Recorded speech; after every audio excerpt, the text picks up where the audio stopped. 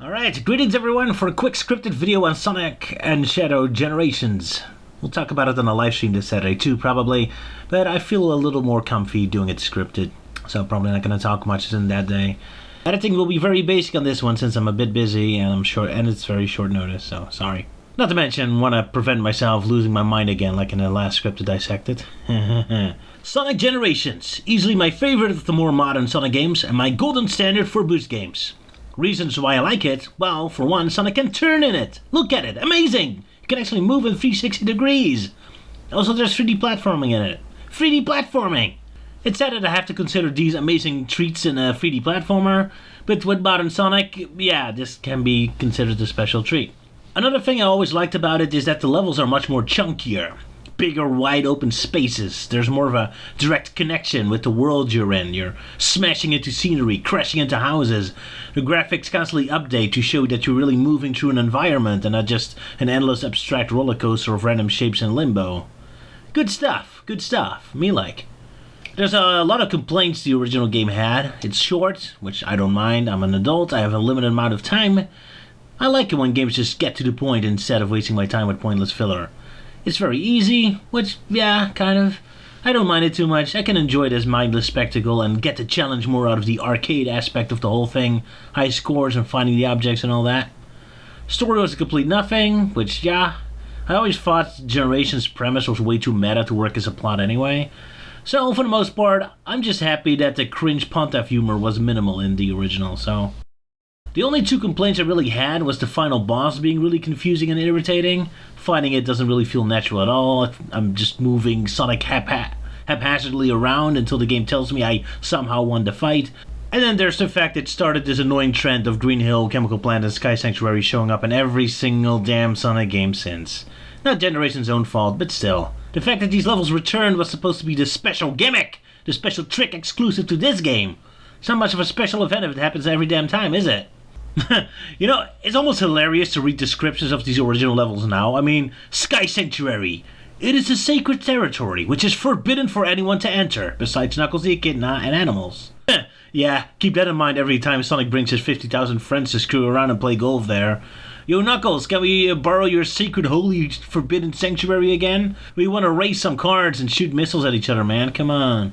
And now it has a re-release. I think the core game is pretty much the same. Not much changed. Some textures are still low quality, especially seen in the Rescue Friends animations. And yeah, the voices are redubbed, the big change. Presumably for audio consistency, so the quality of specific actors don't suddenly change with the new stuff. And yeah, some minor script changes. Confirmation that yes, Green Hill Zone is still part of South Island. Good to know. The way it pops up everywhere out of its original context and completely stripped from all the other South Island elements made me kind of wonder. Nah, I knew it was always meant to be South Island, it's just badly handled. Anyway, never mind the OG Generations. Quick thoughts on Shadow, the new stuff. I only played it for a few days, so best to let it sink in for deeper thoughts in the future, in terms of gameplay particularly. But for now I'll say I really like it. I'm happy the 3D and 2D sections are separated. Happy there's proper 3D platforming. Very happy the levels flow very well and are very exciting. I'm a little disappointed the levels are still mostly of the abstract roller coaster in the sky type. Don't really do the cool world building stuff original Generations did. Sunset Heights and Kingdom Valley are really the only ones that feel like real locations and are just random shapes floating in the sky. Tokyo will probably also be something like that, but that level hasn't released yet, so I can't tell yet. But yeah, I especially wish that Sunset Heights open up a little bit more, but remain as linear and claustrophobic as the original Sonic Forces level. Oh well. At least no more 2D sections in it. Little pointless nerdy detail that amuses me. While Sonic is going through his past, with all his levels clearly being from his own history and him recognizing that, Shadow really only has one level where he actually goes back to his past. I mean, Colony Arc technically takes place in the present. He's physically there at the beginning of the story. Vertical Highway is some kind of weird creation by Black Doom, unrelated to the Time Eater. I'm not entirely sure what the heck is up with that, but it shows up before the Time Eater comes in. Then there's Kingdom Valley, which is an erased timeline. Sunset Heights, that's Shadow's future, so he doesn't know about it. And Chaos Island, that's also the future, and Shadow wasn't even there. And eventually we'll get Tokyo, which is from a completely different universe.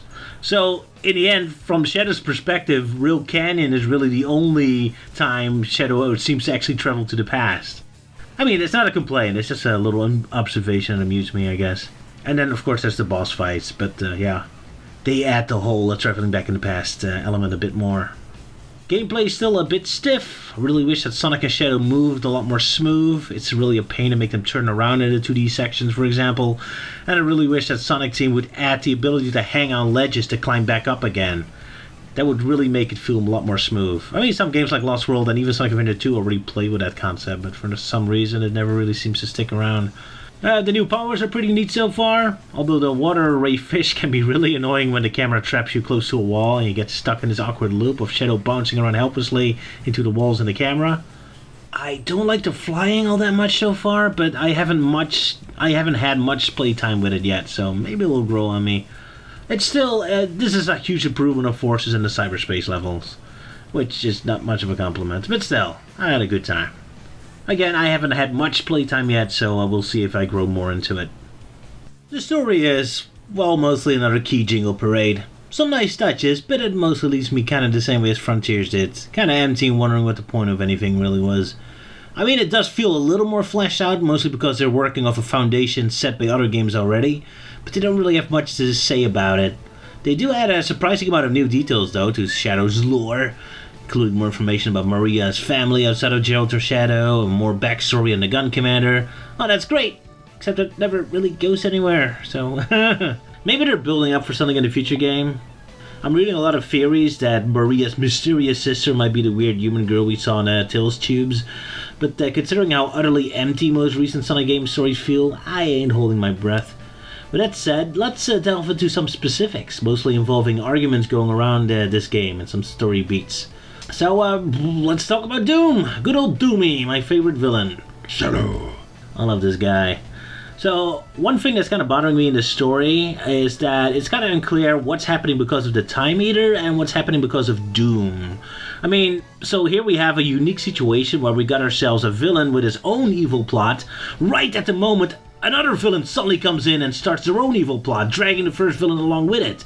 This is a very great concept, and I really would have loved it if they leaned more into it and have Doom all frustrated and confused at the beginning about this all. Hey, Eggman, you fool! You ruined my awesome plan! I was gonna taunt Shadow, and I had this awesome PowerPoint presentation about how pathetic humans are, and now I'm stuck here in limbo! Would have been fun to see Doom arguing with Eggman and trying to get control over the Time Eater, or just slowly realizing what's happening and formulating a whole new plan based on the new circumstances. But no, the story does absolutely nothing with this concept. Doom doesn't say or do anything about this whole Time Eater stuff suddenly happening to him.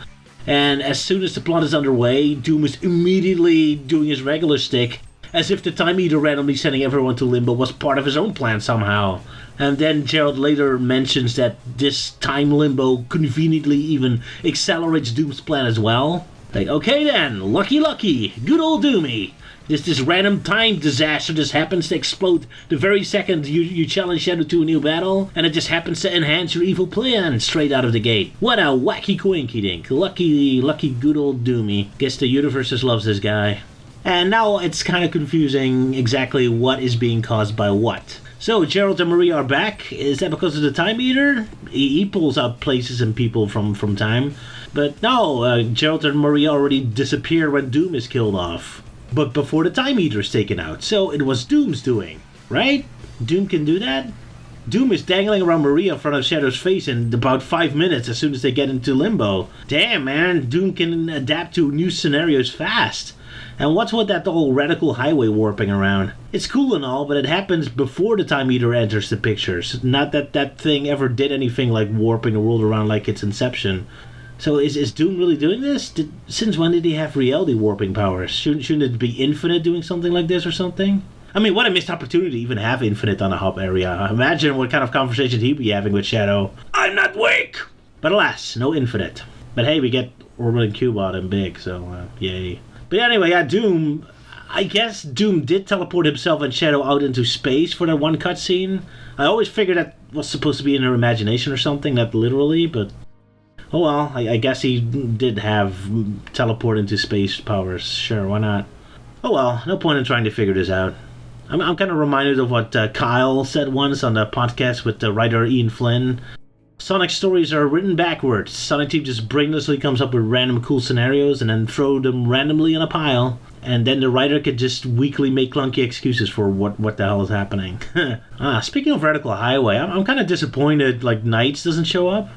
I mean, I have to admit, I haven't done the second act yet. I'm not quite finished with the game yet, so maybe he shows up there. But I was kind of hoping that they did something special. I was already kind of looking for him in the background, but he never pops up. It's like, well, maybe he's going to be like a set piece or something, but no. I mean, that clearly shows like the difference between the original Sonic Generations and the new one. Like, the original Generations had way more like details and world building and kind of a sense of humor to itself, which the new one is really lacking. It is much more just boring. Oh, look, roller coaster in the sky. I mean, heck, even a 3DS version of Radical Highway actually had Knights showing up in it. Which reminds me, hey, congratulations, Radical Highway. You know, officially the only level besides Green Hill Zone actually has an appearance in both HD Generations and the 3DS one. So that's pretty cool. And of course the Bio Lizard as well. So, yay! Finally, Green Hill Zone is being threatened. Being kicked off its throne as is the only son of a bitch that shows up everywhere. Take that, Green Hill Zone. Man, I really wish we had Doom trying to usurp Time Eater from Eggman. That'd be more fun. Kind of like the climax from Sonic Mania. Heck, replace the original climax of Generation with a new boss. Why not? The original climax sucked. Anyway, Doomy, he's back. Yay! So he's basically Emperor Palpatine now, huh? Somehow, Doom returned. Gerald mentions he just grew his body back. Alrighty then. I think there was something said about that, well, as long as there's black arms around, he keeps coming back. I'm not sure why I read that, but that stuck in my head for some reason. Anyway, to be fair, there's some bit of logic to him being able to grow back. I mean, it was his alien DNA that the scientists deliberately wanted to use for their ultimate life form, which was meant to help with healing somehow. So kind of vague, but yeah. So I guess if that alien is known for regenerating itself, even from death, then I guess it makes perfect sense that that's what you want as study material if you want to create a medical miracle, huh? Just one thing bothering me about it, though, just like with Pulpy in Star Wars Rise of the Last Skywalker, if the villain survived their first death, then how can you be sure their second death is more permanent? I mean, I don't recall Shadow ever making it a mental note to make sure that Doom is more dead than the last time. He doesn't really do anything else than just like fight him again exactly the same way as before, so I guess Doomy will just pop up again in a few years. Kind of like the Iblis in Sonic 06. Hey, it doesn't bother me. He's a fun villain. Even he's kind of boring here, but yeah. Anyway, so there's a lot of drama going around about Amy's animation changing and Rouge being more covered up. So originally, Amy was a lot more clingy, being a flanderized version of herself as the self-proclaimed girlfriend of Sonic. And now she's like really super annoying about it. And Rouge, way too sexy for a kid's game. Yeah.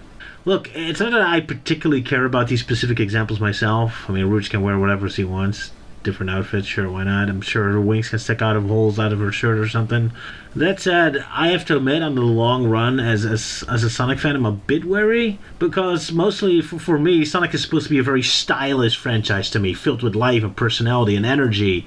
And Sonic Team hasn't really been able to capture that a lot lately, especially Sonic Frontiers was so boring and bland and flat, it kind of shocked me.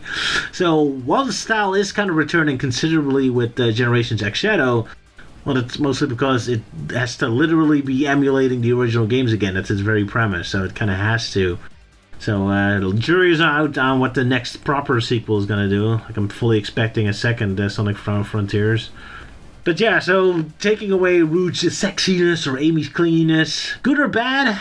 I mean, in a vacuum, it is a very good thing, but I'm kind of worried that it's kind of draining some of their flavor away from them. Hello, Elise here. Just wanted to give some quick thoughts. Hey, this is a private chat! I don't think making Rouge's clothing less revealing and Amy less clingy is what drains their flavor. After all, Rouge was rather modestly dressed in Sonic Prime, even as default Rouge, and she still had a lot of life and energy to her.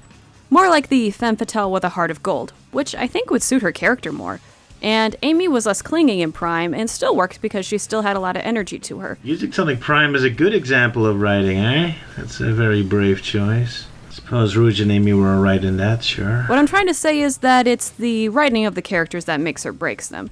Design does play a factor for sure, but I don't think that it's the end-all be-all for a character. Well, good writing can't really help if their personalities are forcefully eliminated. If Sega throws a roadblock up that the characters can't behave in a certain interesting way anymore, writers alone can't do much about that. After Sonic Frontiers, I'm a little wary about this sort of thing. But to be fair, Rouge is hilarious in Generations X, and Amy isn't too bland in Generations X Shadow either. There's still like a couple fun shots of her in there, so I do like her derpy smell while holding her cupcakes. So to be fair, this is a bit of overreaction. It isn't really a non-issue here, really. But yeah, it just goes to show how little faith I have in Sega, that I get a little paranoid about these sort of things. They tend to do things weirdly. More like they got drunk and fell off the horse again. Pretty much. Right, let's talk about Maria and Gerald Robotnik, the big shocking surprise. So, Sonic Team drags these poor people into this empty limbo, make them spout some exposition, and it kicked them back to their impending doom. More like Gerald is Dr. Exposition and Maria is just there to be Shadow's #1 fangirl. Is that a Maria rant I hear coming up? But first, the good doctor. So, this is our first good look at Gerald. Up until this point, we only know him from creepy, cryptic science journals and after he lost his mind after the Ark incident and turned into a nihilistic lunatic. But now, we get the man himself. Not hidden behind scientific jargon, mind still intact, and he is, well, boring, really. I was secretly hoping they would put a couple more Eggman-isms in him. He is the good doctor's grandpa, after all, and I could put a couple subtle little mannerisms in there. I mean, okay, to be fair, I did notice at least one optional chat where he has a little bit of an Eggman-ism. So, hey, credit to them. Credit to the writers. So, wish it was a little more. Oh well, but then it won't work as the big tragedy anymore, does it? So I have to keep him pure. Even more annoying to me, I mean, this is the man who completely lost his mind after the Ark incident, right? So much that he wanted to destroy the entire world over it. So, desperate to save Maria's life, he made a deal with the devil and worked together with Black Doom as a last resort to save her life and desperately get some medicine in some way, you know. And now, the good Dr. Gerald is sent to the future, and while Shadow never really tells him directly what happened, for no reason, because I think Shadow immediately wanted to change the timeline. I mean, yeah, Gerald says that he doesn't want to change the timeline too much, but, you know, what does Shadow care? He wants to change their fate. But I guess he's just a good boy and still listens to his orders. What a nice boy. Anyway, despite never being told what exactly happens, there should still be some alarm bells going off in his head. In fact, some of his optional dialogue does make it clear he's putting two and two together. At the very least, he now has confirmation that Black Doom, not once, but twice assaults humanity as a result of his deal with the devil. I mean, he started the deal in desperation. Maybe he was secretly hoping it was just never going anywhere or something, but yeah. It's here, it's real. There's Black Doom himself, ready to attack the world. So that should be a shocking revelation to the man. And then the fact that Shadow is an angry, embittered warrior who looks at him and Maria as if they're ghosts, practically and mostly falling apart when they go back home. Gerald really should be realizing that some serious shit is about to happen to them when they get back. So, what I'm trying to say is, I kind of wish we got a little glimpse of Gerald losing his mind. Just a little bit of it. I know, status quo, he won't really lose it until Maria's officially dead, and of course seeing it physically happen is always more intense than just hearing about it. But still, you think there could at least be a brief moment of him almost losing it. Shadow! Maria, why you look at her like that? Your time is you can... No, don't tell me. Don't tell me, I can't know. Oh, like he's kind of capturing himself at the last moment, but just... I wanted to see his reserves break for just a bit. Just a little something, give me a little something, man. Because now, Gerald is pretty much like... Shadow, it's fine, don't worry.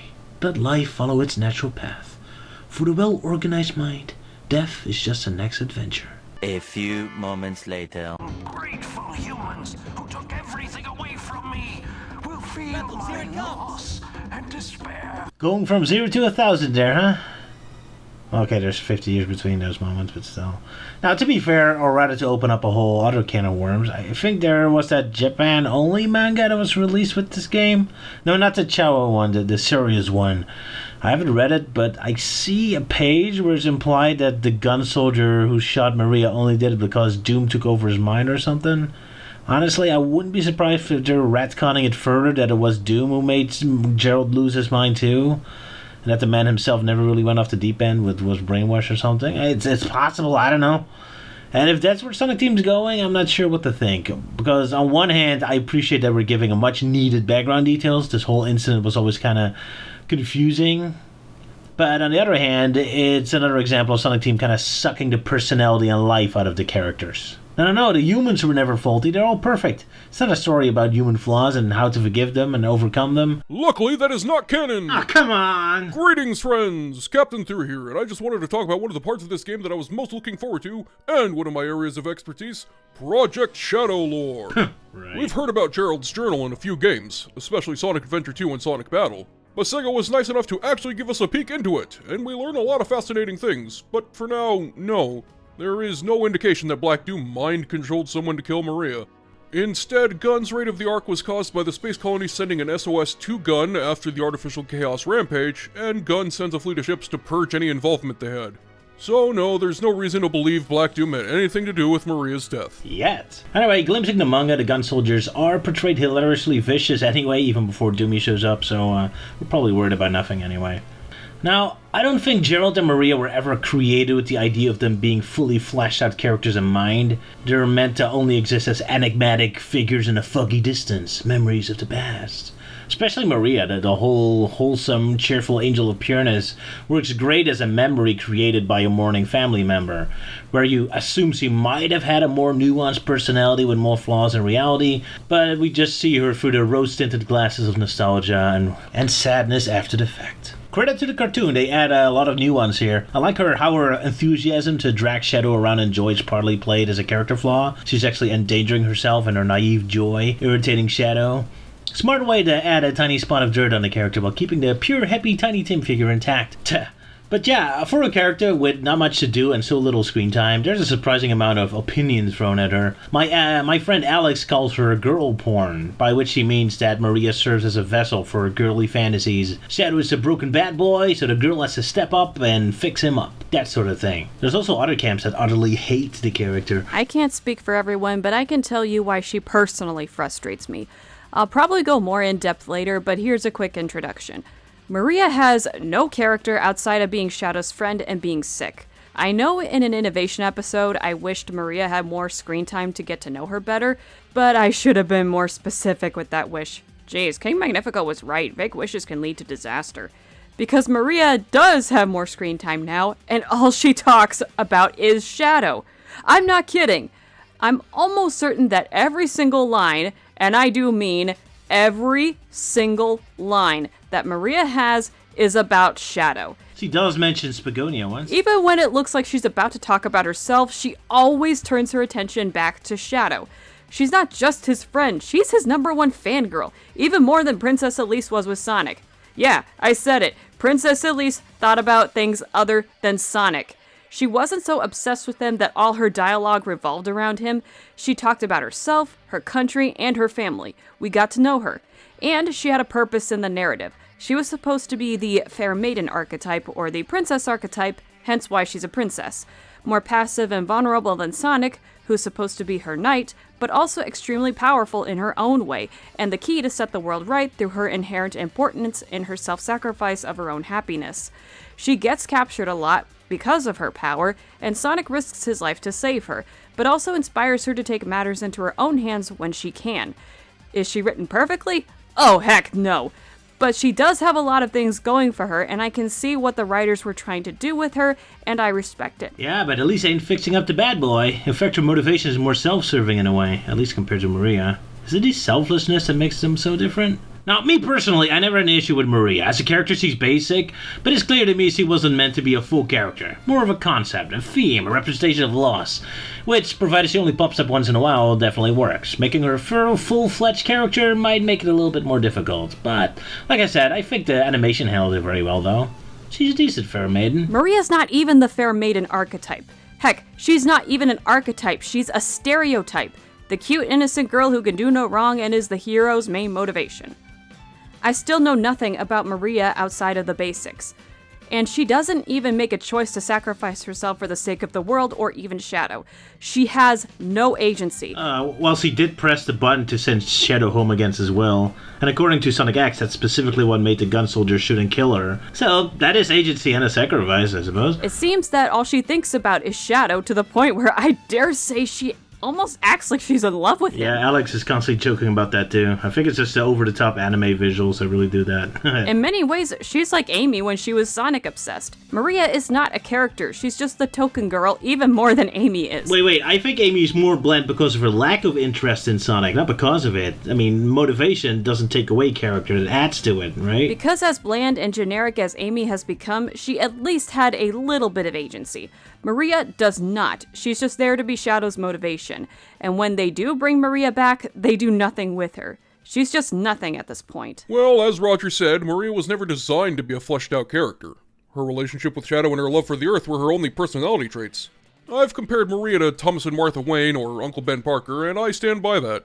Bringing those characters back would likely always go the same way, with the story revolving around what it means to the one who struggled with their loss, and if that character is currently struggling with their sense of self and ideals, it would be these lost loved ones who set them back on the right path.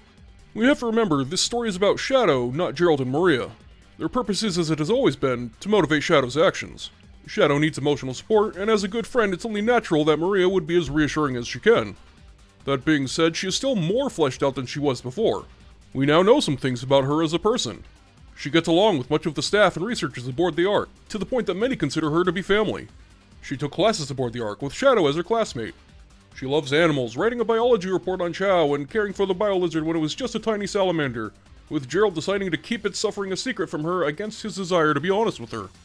Tragically, she also faces ableism, with her invisible disability causing others to doubt her illness altogether. Of course, most of this is told to us rather than shown, but again, this is Shadow's story and not Maria's. It's not much, but we did indeed learn some new things about her as a person. The game certainly loves adding details, but I'm kind of looking for it as more meaning. I mean, that was kind of the problem with Sonic Frontiers as well. They add a lot of like little details, little lore-making history bits, but nothing really means anything, and that's why the game still feels kind of empty to me. So let's take a look at what Maria really does in the game together with Gerald. So Maria and Gerald are dragged back into the world so they can have one more speech to Shadow, so Shadow can have the exact same character growth for a third time. And the best part is, we already know that this characterization won't stick. I mean, what were the scenes that we fans hated about Modern Shadow again? Him randomly murdering Infinite's bodies and forces, being a dick in Team Sonic Racing, being a complete moron in IDW. Yeah, these scenes were the ones why we were begging Sega to fix Shadow to begin with. So now we get our redemption arc, hooray! In Generations, which is a prequel taking place before all of these hated moments even occurred. Whoops! Guess the writers forgot. Now, to be fair, so did I. I mean, I remember both me and Melting Man were super excited that, oh, Gun is back! They showed up in Dark Beginnings again! Yay! They did survive Sonic Forces! Before realizing, oh wait, oops, this takes place before Sonic Forces, never mind. Stop confusing us with your present-day title cards, Dark Beginnings! It's not present-day, damn it! It's prequel! But anyway, I love Maria's speech, it's great. Okay, this is me being a dick, but when Maria talks about Shadow because he's upset that he wants to kill all aliens in anger, and she's like, no, you have to be happy about it. I'm just picturing Shadow as Earthworm Jim. Eat dirt! Everyone in the vicinity! The way I see it, the problem wasn't that Shadow was angry or unhappy, the problem was that he never wasn't. To me, this moment of Maria telling Shadow that she hates seeing him so full of anger feels to me like the equivalent of Tails' wildly inconsistent line from Frontiers, in that it's a way to acknowledge that the character's writing has been mishandled recently, as if the writers are telling us, we're gonna do better from here on, and now we just have to wait and see if they keep it up in future games. Though, obviously, you unfortunately make a good point about the fact that this moment chronologically precedes Team Sonic Racing and Sonic Forces, so canonically Shadow just becomes even more insufferable after this. I've just been headcanoning that the Shadow from those two games is a malfunctioning Shadow android, while the real Shadow has been MIA, so I suppose I'll just keep doing that. We'll see what Sega has in store for us. Now, so far it seems the game is doing spectacularly well, so that's good news. I really like the style of the game, especially the animation, but also the game itself. I like the gameplay improvements. I like Sega's willingness to tell actual stories again. Let's hope they follow up on this at Frontiers and won't do something like Sonic Lost World where they go in a completely insane direction. Although I guess they kind of did with the weird mobile phone stuff. It was fun to revisit Shadow's story again. There's so much crazy stuff and weird quirky details to be found. I really felt that we're back in the 2000s again, so that's nice. Really helps with my parodies. The open world is a huge improvement, feeling it was actually made for the Sonic characters, with design and events tailor-made for Shadow, and it not feeling just like Sonic has been dropped to someone else's generic open world game. Now, if only the landscape of the open world was actually interesting. Next time I'd like to see some actual towns, bases, an actual environment with things in it, rather than just wasteland or abstract shapes in limbo. They were almost playing with that idea here, with some of the themes the levels bleeding over in the overworld itself, so I guess they have the right thought. I'm just really disappointed the story really feels like Frontiers a lot though, where the story is really desperately depending on all the groundwork the previous games already laid down and has barely anything new to add other than barfing out a couple new random lore details that go nowhere, even including the characters relearning the exact same lessons again. New games after this are in real desperate need to create meaning, purpose, and identity for themselves. Come on, Sega, you've been playing Sonic's greatest hit for way too long now. Can you do something new? Something that isn't undercooked like Infinite or Sage, or absolutely boring like Superstars or the Starfall Islands? We'll see. Anyway, I think that's it for today. Will be fun to talk deeper about it in the future. Maybe we'll talk a little bit on it in the live stream later. We'll see. But anyway, as for this video, I'll keep it at this. So that's it for now. Bye everyone, and thanks for Captain and Elise for hijacking the video from me. Bye!